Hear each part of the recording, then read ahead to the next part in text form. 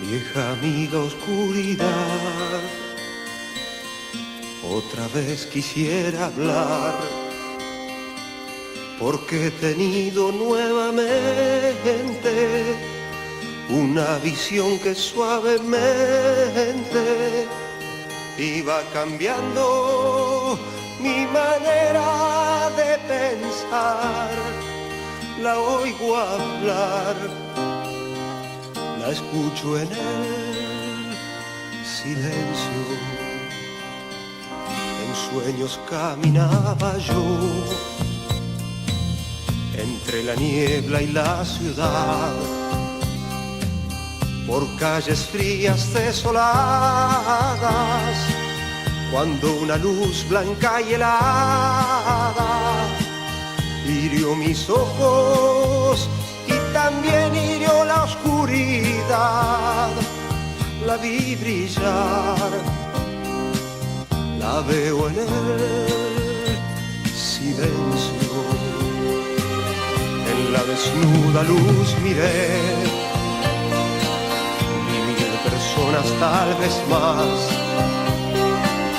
gente que hablaba sin poder hablar, gente que oía sin poder oír, y un sonido que los envolvía sin piedad.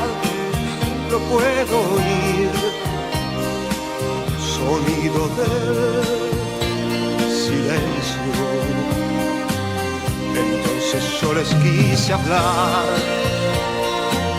entonces los quise ayudar,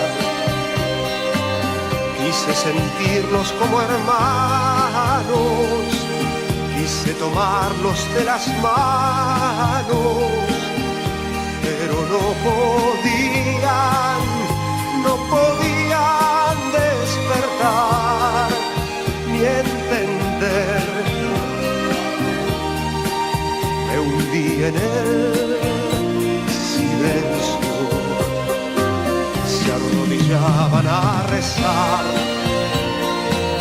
Aquella luz era su Dios. Yo les grité que despertaran, que la verdad allí no estaba, que los profetas no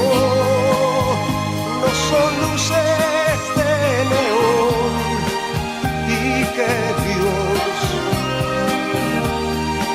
siempre habla en el silencio.